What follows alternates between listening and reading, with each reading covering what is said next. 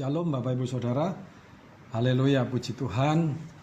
Selamat kita datang di rumah Tuhan, di hadirat Tuhan, dan selamat kita beribadah. Terima kasih untuk pemimpin pujian, untuk worship leader yang sudah membawa kita masuk dalam hadirat Tuhan, Tante Yani, puji Tuhan, dan seluruh tim pujian penyembahan. Nah Bapak Ibu Saudara, pada hari ini kita akan sama-sama belajar satu kebenaran firman Tuhan yang terambil dari Wahyu pasal yang pertama ayat yang ke-8. Nah ini sebagai ayat yang pertama, kita akan baca bersama-sama Bapak Ibu Saudara. Ya begitu sudah siap, kita akan baca bersama-sama. Mari sama-sama kita bangkit berdiri untuk menghormati pembacaan firman Tuhan. Ya, baik, 2, 3. Wahyu pasal yang pertama ayat yang ke-8. Aku adalah Alfa dan Omega, firman Tuhan Allah yang ada, yang sudah ada, dan yang akan datang, yang maha kuasa. Nah, puji Tuhan. Nah, Bapak Ibu Saudara, dalam firman Tuhan kali ini saya mohon kita agak bersabar ya, karena ini seperti kita belajar Bapak Ibu Saudara ya. Saya sekali lagi juga berterima kasih pada Ibu Gembala yang sudah mempercayakan pelayanan firman pada saat ini. Saya yakin Tuhan punya maksud kenapa kita pada saat ini kita belajar tentang topik ini ya. Nah Bapak Ibu Saudara, sebelum kita masuk lebih dalam lagi, kita ingat kalau beberapa waktu sebelumnya kita mendengar dari Bapak Pendeta Ferry ya, yang mengajarkan tentang divine healing. Nah, saya percaya kalau beliau ini memang dipanggil untuk khotbah yang seperti KKR ya, nuansa KKR. Jadi ketika berkata ya, datanglah, aku mengasihimu ya, Tuhan Yesus mengasihimu. Nah, itu langsung 5.000 orang bertobat gitu Bapak Ibu Saudara. Nah, itu panggilan dan talenta beliau memang. Ya, itu karunia Bapak Ibu Saudara. Nah, di sini juga ada Bapak Wakil Gembala dan Ibu Wakil Gembala ya. Nah kalau beliau-beliau ini lengkap, paket lengkap Bapak Ibu ya, mengajar ya, khotbahnya itu isinya pengajaran, kemudian bisa membuat orang itu terasa nyaman, diterima ya, yang sudah letih lesu berbeban berat bangkit kembali. Nah itu khotbah seorang gembala Bapak Ibu. Nah saat ini kita akan masuk dalam satu sesi khotbah yang sifatnya pengajaran ya. Nah saya juga nggak ngerti kenapa Tuhan memberikan warna-warna khotbah yang seperti ini biasanya. Tapi saya yakin ya kita beroperasi dengan karunia kita masing-masing ya Bapak Ibu Saudara. Jadi mohon Bapak Ibu Saudara bersabar ya pada khotbah kali ini. Nah hari ini kita akan membahas atau kita akan mendengar tentang siapakah Yesus. Nah jadi mungkin ada yang bertanya, Bapak Erik, ini orang Kristen ya sudah pasti tahu bahwa Yesus itu Tuhan. Ngapain dibahas lagi gitu ya. Pak Erik kok ngambil khotbah kok sesuatu yang sifatnya itu ya sudah sangat mendasar. Kenapa enggak yang lain ya? Bagaimana 5 cara untuk terobosan atau 3 cara supaya doa didengar oleh Tuhan. Nah, kenapa bukan yang seperti itu lah? Kok yang kayak gini ini anak-anak Tuhan atau orang Kristen ya sudah pasti tahu. Nah Bapak Ibu Saudara, itu yang saya pikirkan, itu juga yang muncul dalam pikiran saya ketika saya menyiapkan firman Tuhan kali ini. Tetapi saya yakin dan percaya ini suara dari Roh Kudus ya, yang meyakinkan saya bahwa sampaikan ini, karena di sini nanti kita akan belajar Bapak Ibu Saudara bagaimana dan siapa pribadi Yesus itu, dan sifat-sifat apa saja yang dia miliki, dan Yesus ini sebenarnya adalah pribadi yang seperti apa dan selevel apa. Loh ya jelas dia Tuhan, betul Bapak Ibu Saudara. Dan itu yang saya harapkan jawaban dari kita semua. Kalau di sini ya saya yakin dan percaya kita sudah mantap kalau Yesus itu adalah Tuhan. Nah Bapak Ibu Saudara, lalu mengapa kita perlu membahas lagi? Nah, karena seperti ini, kadang-kadang ada orang yang ditanya, Loh, kamu yakin Yesus itu Tuhan? Benar. Nah, kata siapa? Ya, loh ya benar, pokoknya saya sudah diajar di gereja itu Yesus itu Tuhan. Nah, tetapi ketika ditanya lebih lanjut, nah ujung-ujungnya jawabannya, loh itu kata pendeta saya, gitu. Itu katanya Pak Ferry gitu ya. Loh, oh itu katanya kakak rohani saya. Nah, Bapak Ibu Saudara, jawaban seperti itu tidaklah cukup. Mengapa? Karena itu mencerminkan bagaimana pengenalan kita dan pemahaman kita tentang pribadi Yesus. Maka ketika kita bisa menjawab dengan yakin bahwa Yesus itu Tuhan berdasarkan apa yang ada di firman Tuhan, di Alkitab, itu baru cukup dan itu baru mantap. Nah, Bapak Ibu Saudara, kita kembali lagi ke Wahyu pasal yang pertama, ayat yang ke-8 tadi. Pribadi yang berkata pada Wahyu 1 ayat yang ke-8 ini adalah Tuhan Allah. Jadi di sini secara keseluruhan Bapak Ibu Saudara, kitab Wahyu ini memang wahyu Yesus Kristus. Itu disampaikan di ayat yang pertama, ya. Nah, tetapi pada bagian pertama setidaknya 8 ayat ini menunjukkan ada satu pribadi yang berbicara.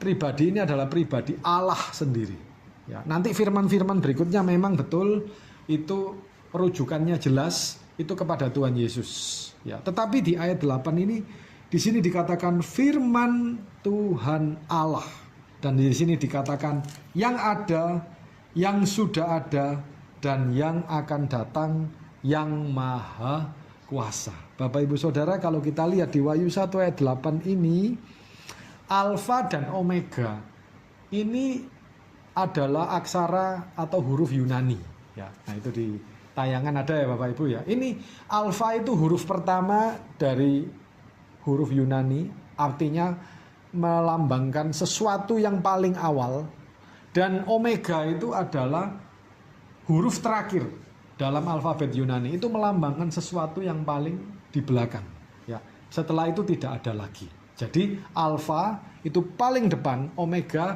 paling belakang. Tetapi kalau Bapak Ibu Saudara perhatikan bagian berikutnya, yang ada, yang sudah ada, dan yang akan datang. Nah, ini sebenarnya adalah nama Allah yang diperkenalkan oleh Allah Israel ketika Musa menanyakan siapakah namamu. Nah, mari kita lihat referensinya Bapak Ibu Saudara.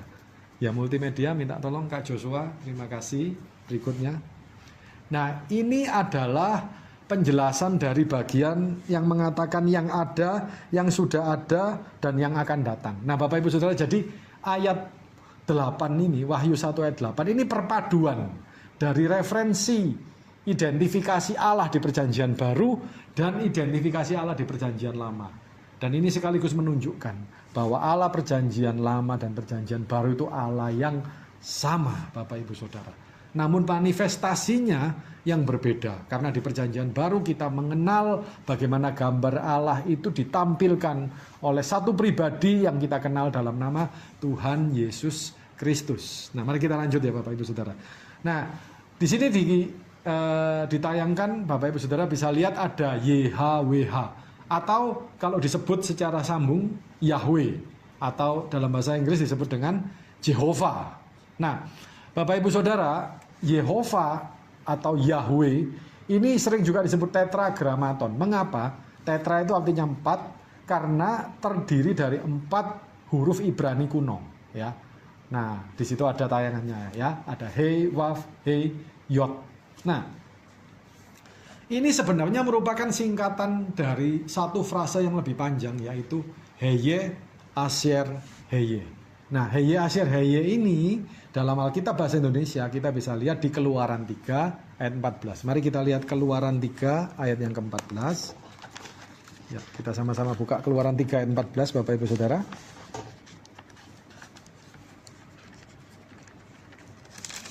Ini konteksnya ketika Musa melihat ada semak belukar yang terbakar, namun semak belukarnya tidak terbakar, ya. Nah, Keluaran 3 ayat 14. Firman Allah kepada Musa, "Aku adalah aku." Lagi firman-Nya, "Beginilah kau katakan kepada orang Israel itu, akulah aku telah mengutus aku kepadamu." Nah, Kata aku adalah aku, inilah yang disebut dengan Yahweh. Nah, jadi aku adalah aku ini merujuk kepada Yahweh, Bapak Ibu Saudara sekalian. Nah, Yahweh itu seperti tayangan yang tadi, bisa ditampilkan kembali, Kak Yosua, terima kasih. Adalah Heye, Asher, Heye, yang artinya di Wahyu 1 ayat 8 tadi sudah dituliskan. Yang sudah ada, yang ada, dan yang akan datang. Nah, inilah Heye, Asher, Heye, dan inilah Yahweh. Nah, Bapak Ibu Saudara, kita lihat di Wahyu 1 ayat 8, nama ini disandingkan dengan Alfa dan Omega. Ya, jadi artinya pribadi yang mengatakan Heye, Asher, Heye di Keluaran 3 ayat 14 itu adalah pribadi yang sama yang mengatakan Alfa dan Omega. Dan pribadi ini kalau kita lihat rujukannya ke bagian atas dari ayat 8 tadi, firman Tuhan Allah. Nah, Bapak Ibu Saudara, kata Allah, Tuhan Allah di dalam Alkitab bahasa Ibrani atau dalam perjanjian lama itu disebut dengan Yahweh. Nah, namun orang Israel sekarang atau orang Yahudi sekarang itu sudah tidak berani ya menyebut kata Yahweh. Karena mereka menginterpretasikan ada satu ayat dalam perjanjian lama itu di kitab Musa ya, di Keluaran Imamat. Nah, di situ disebutkan jangan menyebut Tuhan, nama Tuhan Allahmu dengan sembarangan. Nah, Bapak Ibu Saudara, orang Yahudi menganggap bahwa yang bisa mengucapkan ini sekarang sudah nggak ada. Yang bisa mengucapkan dengan nada yang tepat. Nah, jadi akibatnya mereka mengganti dengan sebutan Adonai. Adonai itu artinya Tuhan. Nah, kata Yahweh di dalam Alkitab Perjanjian Lama di bahasa Ibraninya itu akhirnya oleh orang Yahudi semua nama Allah itu diganti dengan Adonai, artinya Tuhan. Ya, nah, Tuhan Yesus sendiri menyebut kata Adonai ini dalam Matius pasal 22 ketika ditanya, Guru, manakah perintah yang paling utama? Dan kemudian Tuhan Yesus mengatakan, Shema Israel, artinya dengarlah hai Israel, Tuhan Allahmu itu Esa. Nah, di situ dalam bahasa aslinya dikatakan Adonai Echad. Ya. Adonai Elohenu, Tuhan Allah kita. Adonai Echad, Tuhan itu Esa, satu. Echad itu artinya satu-satunya, yang paling utama, yang paling atas, yang paling tinggi, tidak ada yang lain. Nah, itu Bapak Ibu Saudara. Ya. Nah, pribadi inilah yang dirujuk oleh Tuhan Yesus ketika dia mengatakan, dengar Israel, Tuhan Allahmu itu satu. Dan pribadi ini yang kita sedang baca saat ini di Wahyu 1 ayat 8 dan di Keluaran 3 ayat 14. Nah, jadi jelas ya Bapak Ibu Saudara, di sini kelihatan bahwa pribadi Allah ini menampilkan dirinya sebagai Alfa dan Omega dan juga Yahweh atau yang sudah ada, yang ada, dan yang akan datang. Nah, jadi ini pribadi yang sama ya, kita sepakat ya Bapak Ibu. Nah, puji Tuhan, kita lanjut lagi. Nah, Bapak Ibu Saudara, mari sekarang kita lihat di ayat berikutnya ya, slide-nya bisa dilanjutkan. Nah, Bapak Ibu, kita masih di referensi kitab Wahyu, kita sekarang baca di Wahyu 1 ayat 17 dan 18 ya. Kita akan lihat Wahyu 1 ayat 17 dan 18. Nah, Bapak Ibu Saudara bisa lihat di slide. Di situ dikatakan, ketika aku melihat dia, tersungkurlah aku di depan kakinya sama seperti orang yang mati. Tetapi ia meletakkan tangan kanannya di atasku lalu berkata, jangan takut. Aku adalah, perhatikan, yang awal dan yang akhir. Ini adalah Alfa dan Omega. Jadi sama dengan yang di Wahyu 1 ayat 8 tadi. Dan yang hidup di ayat 18. Aku telah mati, namun lihatlah aku hidup sampai selama-lamanya. Dan aku memegang kunci maut dan kerajaan maut. Nah, Bapak Ibu Saudara, pribadi ini jelas merujuk kepada Tuhan Yesus. Mengapa? Perhatikan ayat 18, dikatakan aku telah mati, namun lihatlah aku hidup. Nah Bapak Ibu Saudara, kita tahu bahwa yang telah mati dan hidup lagi hanya Yesus. Hanya Yesus. Amin. Dan pribadi ini yang teridentifikasi sebagai Tuhan Yesus mengatakan hal yang sama yang dikatakan pada Wahyu 1 ayat 8. Perhatikan, kita mundur satu ayat ya. Jangan takut, aku adalah yang awal dan yang akhir dan yang hidup. Bapak Ibu Saudara, kalau kita lihat Tuhan Yesus di sini menampilkan dengan jelas satu frase yang sama seperti yang disebut oleh Tuhan Allah. Jadi artinya apa Bapak Ibu? Berarti yang mengatakan ini, yang kita lihat ini jelas Tuhan Yesus, dengan yang mengatakan di Wahyu 1 ayat 8 adalah pribadi yang sama. Haleluya. Nah, Bapak Ibu Saudara, ini agak kontroversi ya. Ini kayaknya wah ini mantap sekali gitu. Tapi ini terlalu tajam Pak Erik ya. Nah, ini berarti Tuhan Yesus itu mengklaim dirinya sebagai Allah. Bapak Ibu Saudara, kita harus ingat, justru memang pernyataan inilah yang membuat dia oleh para imam-imam kepala, orang Farisi dan ahli Taurat itu sampai akhirnya diadili dan diputuskan hukuman mati karena pernyataan ini.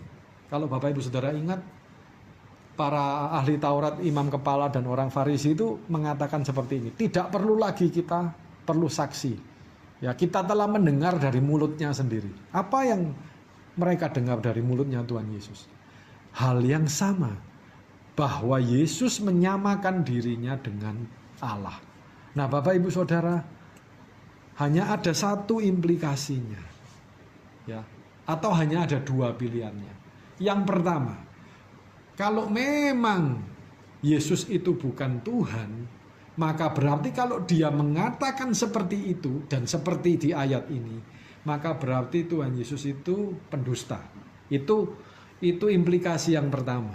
Namun kita tahu itu tidak mungkin Bapak Ibu. Yesus adalah kebenaran, Yesus adalah jalan dan kehidupan. Tidak ada dusta di dalam hidupnya, tidak ada kebohongan, yang ada hanyalah kebenaran. Nah, maka implikasi yang kedua lah yang sangat mungkin dan yang pasti yang kita percayai, bahwa memang Yesus itu adalah Tuhan. Haleluya.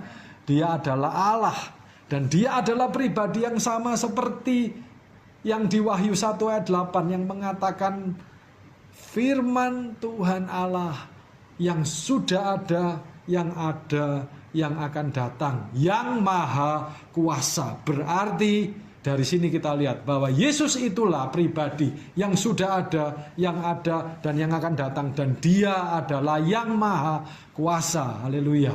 Nah, Bapak Ibu Saudara, mari kita lanjut ya. Jadi di sini jelas Yesus adalah true God, Allah yang benar. Lewat pernyataannya sendiri Bapak Ibu Saudara. Ya. Nah, mari kita lanjut. Berikutnya adalah Jesus is the word of God. Yesus itu adalah firman Allah. Nah, di sini kita lihat di Yohanes 1 ayat 1 dan kemudian ayat 14.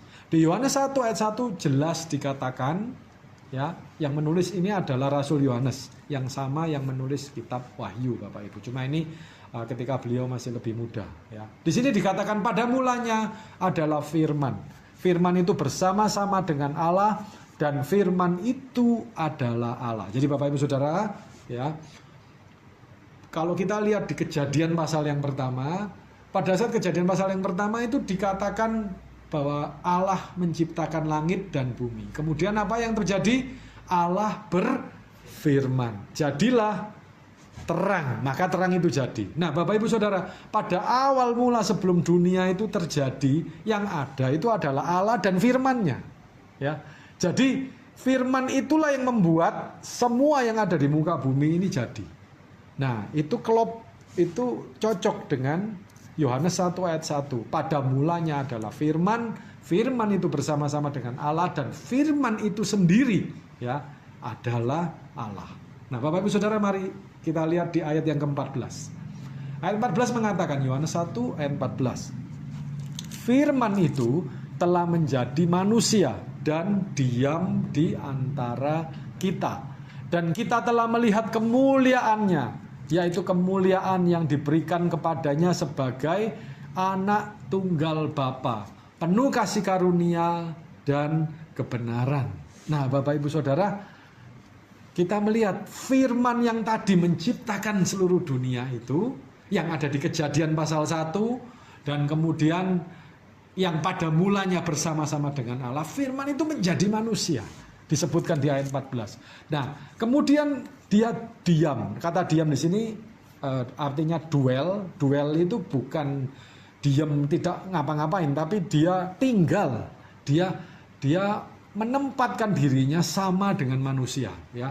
Kemudian beraktivitas bersama-sama dengan manusia. Dan kita telah melihat kemuliaannya, yaitu perhatikan kemuliaan yang diberikan kepadanya sebagai anak tunggal Bapa. Nah, berarti Bapak Ibu Saudara, di sini jelas bahwa firman yang jadi manusia itu merujuk kepada pribadi Tuhan Yesus Kristus sendiri. Haleluya. Penuh kasih karunia dan kebenaran. Nah, ini Bapak Ibu Saudara. Jadi Yesus adalah firman Allah. Dan firman itu jadi manusia. Ya. Dan di situ jelas dikatakan firman itu adalah Allah. Bukan firman itu sebuah Allah, bukan. Tapi firman itu sendiri adalah Allah yang benar. Jadi firman dan Allah itu tidak bisa dipisahkan, Bapak Ibu. Jadi ketika kita menghormati firman Allah, maka kita menghormati Allah sendiri. Ketika Yesus berkata, apabila firmanku tinggal di dalam kamu dan kamu di dalam aku, minta apa saja, maka akan diberikan kepadamu. Nah, Bapak Ibu, itu artinya apa? Ketika firmanku tinggal di dalam kamu, artinya ketika pribadi Allah yang adalah firman itu ada di dalam kita sebagai orang-orang yang percaya. Nah, ketika kita melakukan firman Tuhan, itu sebenarnya menunjukkan kita sedang beraktivitas bersama-sama dengan Allah. Bapak Ibu Saudara, kita mengakui bahwa Allah memang ada di dalam kita dan kita melakukan pekerjaan bareng-bareng dengan Tuhan. Nah, itu artinya firmanku di dalam kamu dan kamu di dalam aku. Nah, sehingga ketika Allah bersama dengan kita, minta apa saja akan diberikan. Ketika kita dalam pergumulan, dalam kesesakan, dengan banyak kebutuhan, Tuhan melihat dan Dia peduli, Bapak Ibu Saudara. Dan Dia ada di situ, di tempat persis di mana kita sedang mengalami kebutuhan itu. Dan kalau firman itu bersama-sama dengan kita, minta apa saja, minta pertolongan, minta perlindungan, minta kekuatan, maka itu akan terjadi.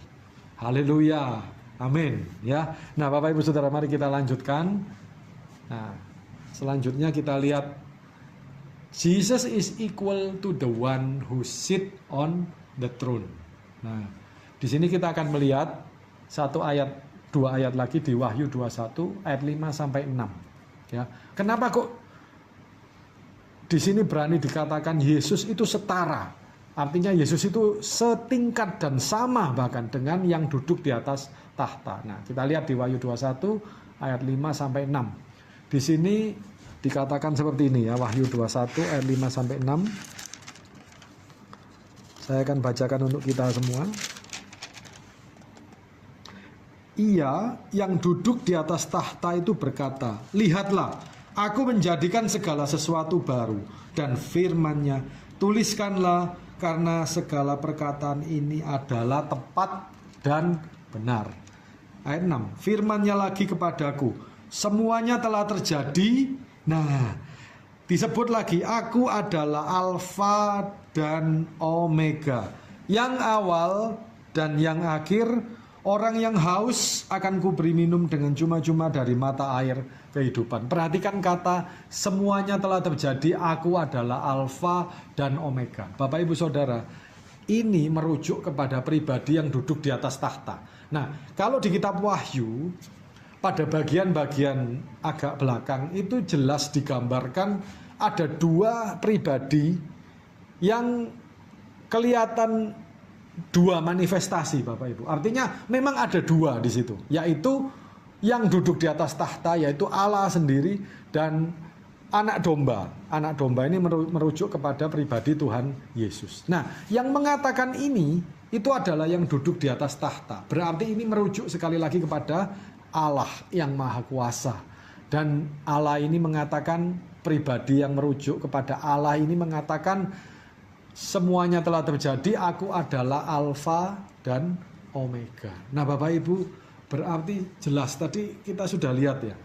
Ini maksudnya kenapa kok ayat-ayatnya itu kembali lagi, kemudian maju lagi. Itu untuk menunjukkan satu rangkaian, Bapak Ibu Saudara lihat. Kata atau frase Alfa dan Omega itu disebut secara bergantian. Nah, secara bergantian oleh pribadi yang mengidentifikasikan sebagai Tuhan Allah dan pribadi yang teridentifikasi sebagai Yesus Kristus. Nah, frasenya sama, Bapak Ibu. Kalau seperti ini, maka kemungkinannya cuma satu. Berarti memang yang mengatakan ini adalah pribadi yang sama, Bapak Ibu. Sehingga dengan yakin dan percaya dari ayat-ayat ini kita harus berani mengatakan, berarti Tuhan Yesus itu adalah Allah yang Maha Kuasa. Mantap, Bapak Ibu Saudara. Amin. Nah, lalu mengapa kita belajar hal-hal ini? Mengapa kok kita perlu lihat lagi? Ya, yang pertama, supaya ketika kita diminta untuk mempertanggungjawabkan iman kita, kita bisa melakukannya dengan referensi dari Alkitab kita, Bapak Ibu. Jadi jangan sampai ketika kita ditanya, kamu orang Kristen kan? Ya, kamu percaya Yesus itu sebagai Tuhan. Memang tertulis di kitabmu. Nah, kita harus bisa mempertanggungjawabkan, memang ada. Di Alkitab dengan jelas dikatakan Yesus itu Tuhan. Ya. Nah, karena di sana sini, Bapak Ibu Saudara, ya dengan sedih saya harus mengatakan, bahkan ada orang-orang yang goyang imannya, itu setelah disodori Alkitab kita sendiri ini loh Bapak Ibu. Alkitab kita sendiri terus dibolak-balik. Itu bisa goyang Bapak Ibu. Goyangnya apa? Goyang bahwa Yesus itu Tuhan atau bukan. Nah, ini hal yang sangat ya mohon maaf, itu ironis sekali Bapak Ibu ya. Dengan Alkitab kita justru kita jadi goyang. Tapi di sini kita lihat bahwa Alkitab kita itu jelas mencatat Bapak Ibu, bahwa Yesus itu Tuhan dan Tuhan yang Maha Kuasa, Allah yang benar. Nah, Bapak Ibu Saudara, mari kita lanjut ya. Mari kita teruskan di slide berikutnya. Nah, saya khusus mengambil ayat ini Bapak Ibu karena ayat ini sering dijadikan kontroversi. Tapi justru ayat inilah yang membuktikan bahwa Yesus itu benar-benar Tuhan. Nah, langsung aja ya, kita lihat di Wahyu 3 ayat 14. Itu dikatakan seperti ini. Jadi saya bacakan Wahyu 3 ayat 14 itu disebutkan seperti ini Bapak Ibu. Ada bagian yang mengatakan, dan tuliskanlah kepada malaikat jemaat di Laodikia. Inilah firman dari Amin. Amin itu berarti ya, pasti. Itu merujuk kepada Tuhan Yesus. Itu kita semua sepakat ya. Saksi yang setia, berarti ini juga Tuhan Yesus. Dan benar ya. Nah, berarti yang berikutnya juga merujuk kepada Tuhan Yesus. Permulaan dari ciptaan Allah. Nah, Bapak Ibu Saudara, permulaan, the beginning. Kalau dalam bahasa aslinya, yaitu bahasa Yunani, bahasa yang sering dipakai, bukan yang sering dipakai, yang memang bahasa asli dari kitab Perjanjian Baru, itu adalah arki. Ya. Nah, arki ini artinya setara dengan alfa, artinya mula-mula atau yang awal. Ya. Nah, itu arti hurufiahnya. Sehingga dari sini kita melihat ada kata arki itu sekarang dipakai dalam bahasa ilmu pengetahuan atau dalam bahasa akademik menjadi arkeologi. Nah, arkeologi artinya apa? Ilmu yang belajar tentang purba kala ya. Arki dan logos. Jadi arkeologi, logos itu ilmu, arki itu artinya purba kala ya, dulu atau kuno ya, atau awal. Nah, sehingga Bapak Ibu Saudara, kata arki ini dalam Alkitab bahasa Indonesia yang kita pakai ini ya, jadi Alkitab terjemahan baru, ini Alkitab kita ini dicetak tahun 74 ya kira-kira ya. Nah, jadi ini keluaran tahun 74 yang terus digandakan sampai sekarang. Itu menjadi kata arki itu diterjemahkan permulaan. Nah, Bapak Ibu Saudara mungkin ada yang bertanya, loh, berarti apa? Permasalahan terjemahankah Pak Erik? Nah, saya mau mengatakan, ini bukan masalah terjemahannya salah atau masalah isinya yang salah, bukan Bapak Ibu Saudara. Ini semata-mata keterbatasan bahasa.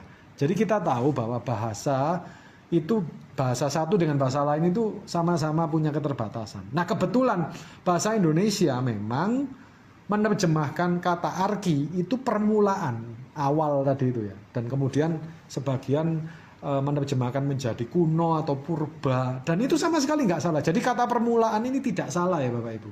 Nah, tapi mari kita lihat, seringkali kemudian bacanya ayat ini itu baca pakai pengertian bahasa Indonesia. Nah, kalau dilihat memang sekilas akan seperti ini. Permulaan dari ciptaan Allah. Maka sekilas ini artinya adalah berarti ciptaan Allah nomor 1. Nah, karena kita mikirnya pakai konteks bahasa Indonesia. Nah, jadi sekali lagi ya, kata permulaan ini nggak salah Bapak Ibu. Nggak salah, bener nggak salah. Nah, cuma mengapa kok saya perlu tampilkan bahasa aslinya ya. Bukan berarti Pak Erik ini sombong ya, mau nunjukkan ini bisa bahasa Yunani, bahasa Ibrani. Sebenarnya ya Bapak Ibu, yang saya bisa ya yang tak tampilkan ini aja. Artinya kenapa kok secara khusus saya belajar bahasa yang tercantum di pembahasan ini, supaya kita bisa melihat Bapak Ibu Saudara secara utuh. Loh, mengapa? Ya karena Alkitab kita ini tertulisnya memang bukan bahasa Indonesia aslinya. Bahasa Alkitab yang sekarang kita baca ini kan sudah diterjemahkan ke dalam bahasa Indonesia. Kita patut bersyukur Bapak Ibu Saudara, ada banyak hamba-hamba Tuhan yang meluangkan waktu untuk menerjemahkan bahasa Alkitab, bahasa aslinya yaitu Ibrani dan Yunani itu ke berbagai bahasa ya. Pak Ferry ini pernah bagi-bagi Alkitab ya, bahasa daerah ke beberapa daerah. Nah, itu puji Tuhan, Alkitab kita itu bisa tersebar kemana-mana. Dan Bapak Ibu Saudara tahu bahwa Alkitab itu adalah buku yang paling banyak dicetak dan digandakan Bapak Ibu. Ranking 1 sampai saat ini ya, tidak ada yang memecahkan rekornya. Alkitab itu adalah buku yang paling banyak disalin, dicetak, digandakan sampai saat ini. Supaya apa? Supaya seluruh bangsa ya, seperti kata Tuhan Yesus ya, pergi beritakanlah Injil ya kepada segala makhluk ya. Ajarkanlah mereka melakukan apa yang telah kuajarkan kepadamu, dan baptislah mereka dalam nama Bapa, Anak, dan Roh Kudus. Nah, Bapak Ibu Saudara, ya itu amanat agung ya, Matius 28 ayat 19-20. Nah, Bapak Ibu Saudara, jadi kembali lagi ke kata permulaan. Nah, jadi bukan firmannya yang salah atau firmannya gonta-ganti, bukan, tapi terjemahannya yang seringkali perlu dibuat lebih pas, Bapak Ibu. Jadi bukan firmannya yang salah ya.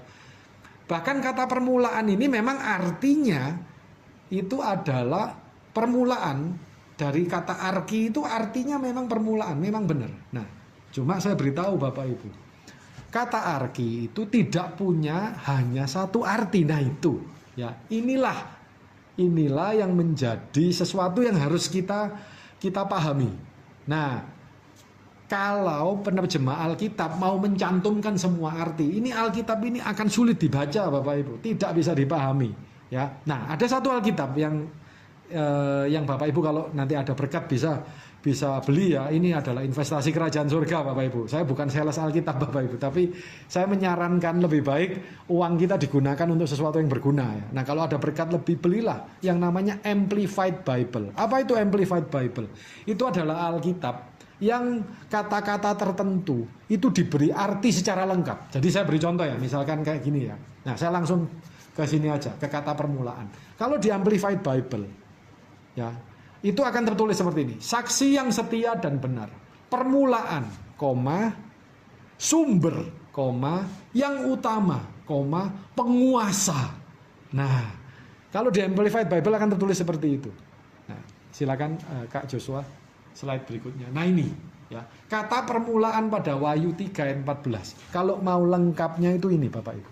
Jadi permulaan atau awal itu memang salah satu artinya. Jadi penerjemah Alkitab sekali lagi tidak salah Bapak Ibu ya. Kita harus bersyukur mereka mau meluangkan waktu untuk menerjemahkan Alkitab ini. Nah, tetapi ada arti kedua ya, yang juga dari kata yang sama, yaitu penyebab awal atau sumber, source, yang membuat jadi, yang menciptakan.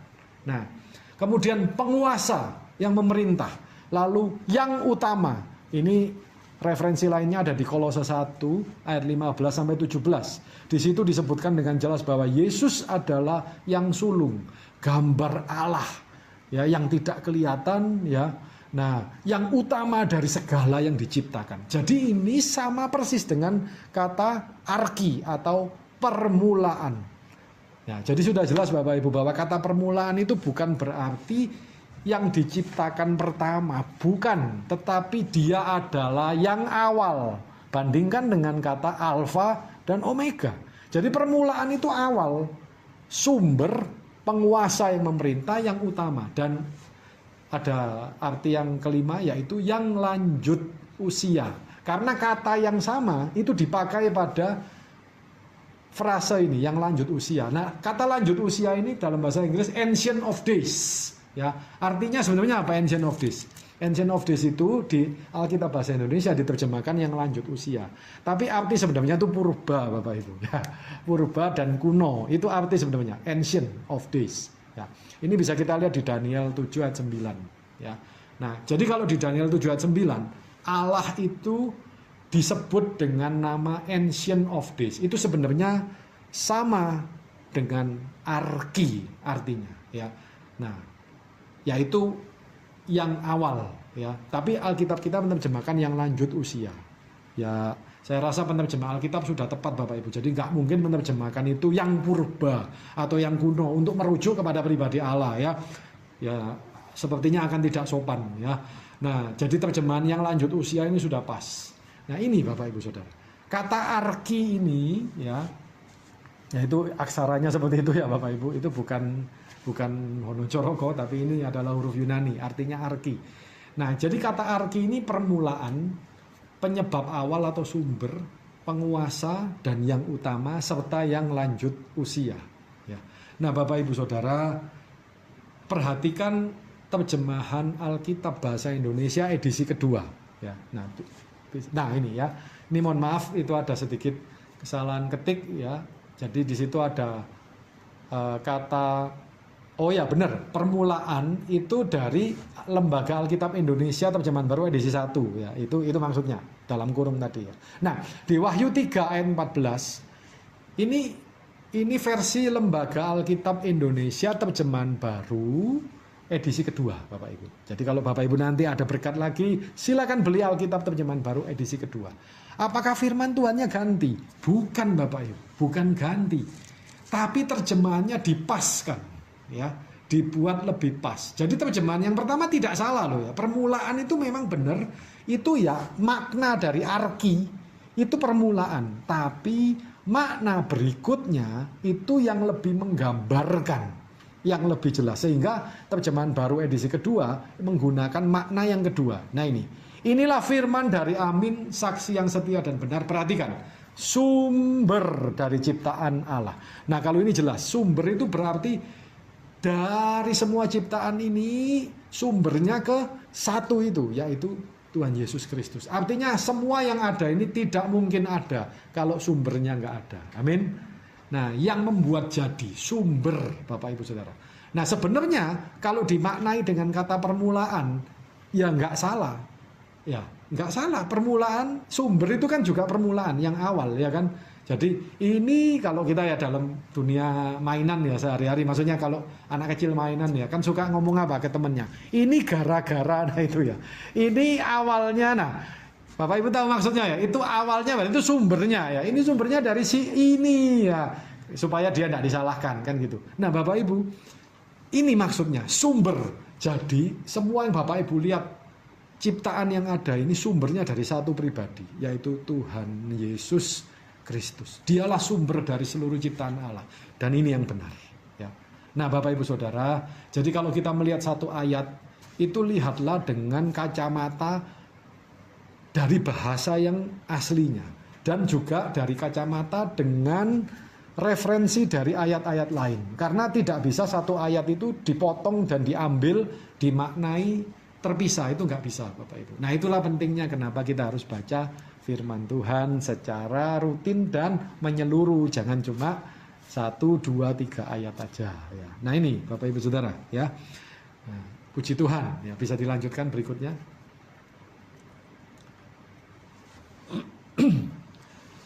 Nah Bapak Ibu Saudara, apa yang kita ambil dari firman Tuhan pada saat ini?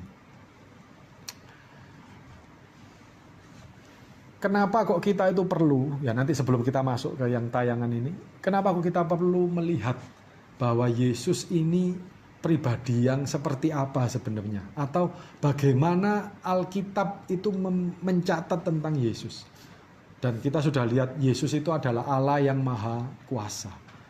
Nah Bapak Ibu, kalau kita tahu dia adalah Allah yang maha kuasa, dan kita melihat bagaimana dulu dia hidup sebagai manusia, Bapak Ibu Saudara, Alkitab jelas mencatat Yesus itu tergerak oleh belas kasihan ketika dia masih sebagai manusia, atau ketika dia sedang ada di muka bumi ya 2000 tahun yang lalu. Dia berbuat baik, dia berkeliling kemana-mana, dia menyembuhkan. Bahkan Alkitab mencatat dia membuat segala-galanya menjadi baik.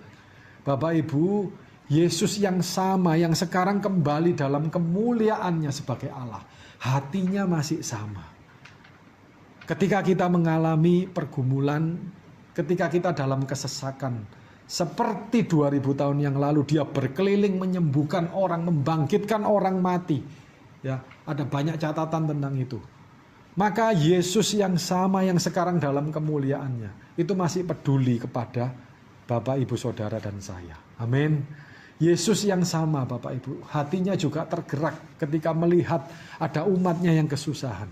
Bapak Ibu tidak usah merasa khawatir atau takut karena kekurangan, karena ada yang harus segera dibayar, karena ada yang harus segera dipenuhi. Bapak Ibu, Yesus yang sama yang melihat kebutuhan manusia pada zamannya 2000 tahun yang lalu, dia sekarang sudah kembali kepada kemuliaannya. Ketika kita sedang mengalami kesusahan, ketika kita sedang mengalami pergumulan, hatinya tetap sama, dia tidak berubah. Amin. Dia Allah yang peduli, dia Allah yang ada dulu, sekarang, dan selama-lamanya, dan yang akan ada. Maka dia Allah yang selalu ada buat kita. Dia bukan hanya ada, bukan hanya selalu ada, tetapi dia Allah yang selalu ada buat Bapak, Ibu, Saudara, dan saya. Amin. Dia selalu ada buat engkau. Nah, mari kita lihat Bapak Ibu. Ini disebut dengan Apostolic Creed atau Credo Apostolik atau Syahadat para Rasul, atau ada yang menyebut pengakuan iman rasuli ya. Ini bukan sekedar doa untuk liturgi gereja kuno, bukan Bapak Ibu ya, bukan. Ini memang sudah sangat kuno, betul ya, ini sudah sangat kuno. Ini ditulis 200 tahun sesudah Masehi. Jadi artinya pada tahun ke-200 setelah kelahiran Yesus ini ditulis. Nah, siapa yang menulis, yang merumuskan ini? Yaitu orang-orang Kristen, bapak-bapak gereja mula-mula. Mengapa? Untuk merumuskan pengakuan iman Kristiani. Jadi kalau yang namanya Kristen itu akan mengakui semua ini. Nah, di situ dikatakan aku percaya.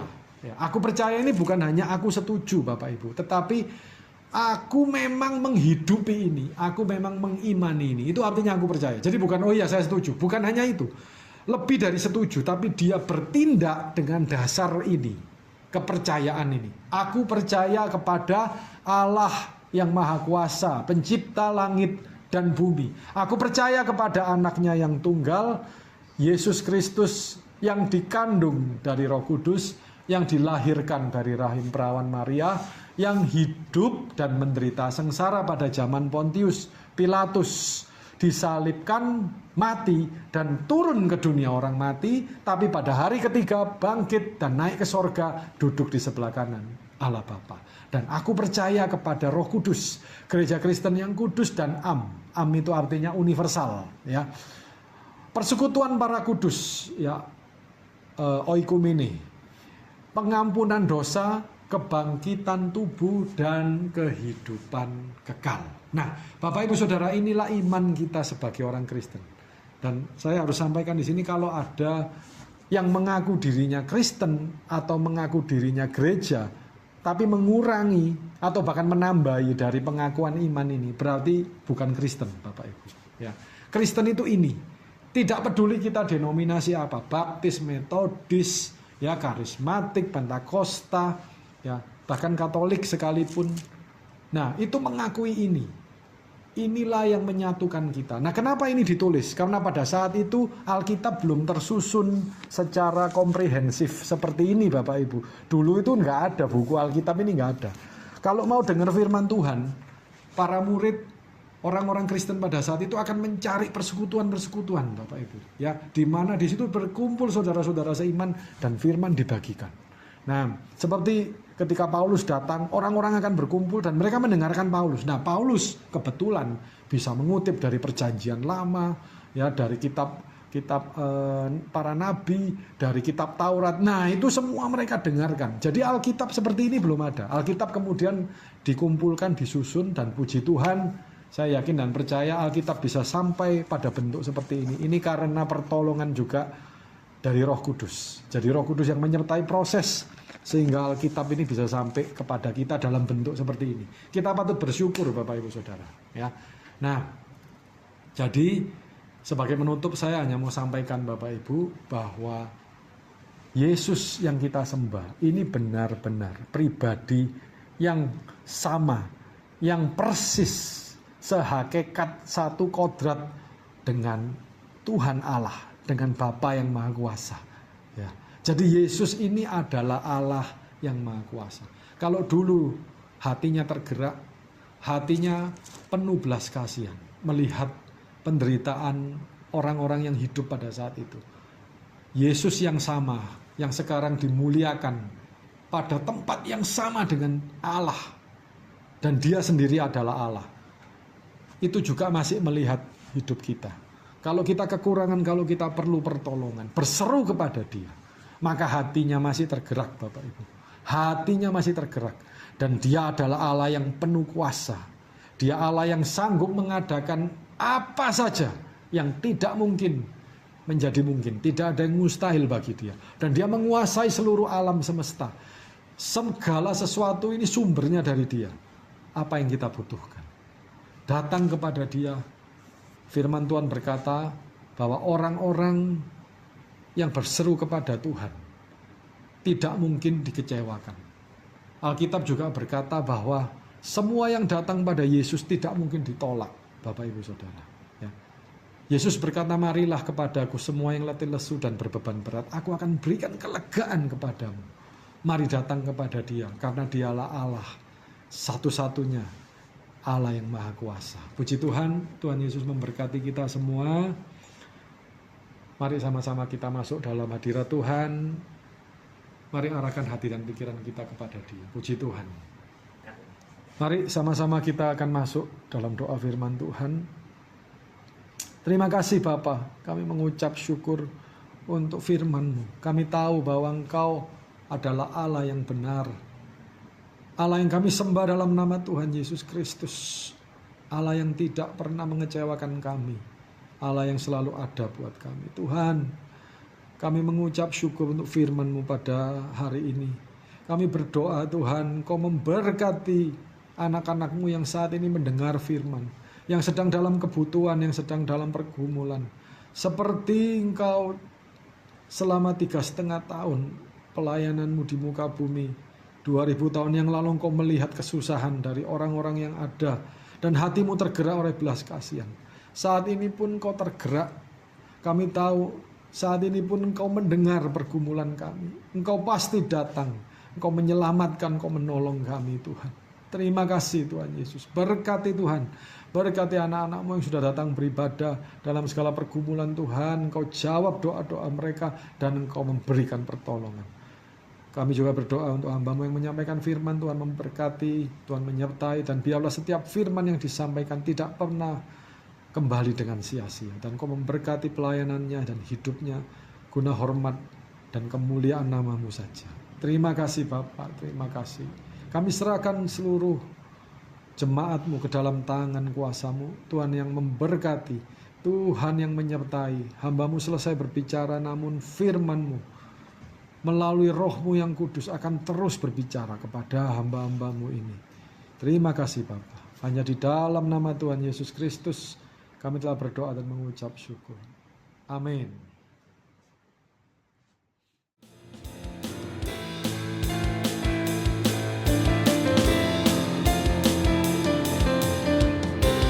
Firman terangi jalanku, perisai iman di setiap waktu, lindungiku dari segala, tak pernah aku ragu, karena Dia menjagaku, setia menjaga dengan kuasa mulia. Hanya di dalam nama-Nya Yesus Kau sumber pengharapan di sepanjang hidupku. Hanya di dalam kuasa-Nya pasti tersedia kemenangan bagiku selama-lamanya.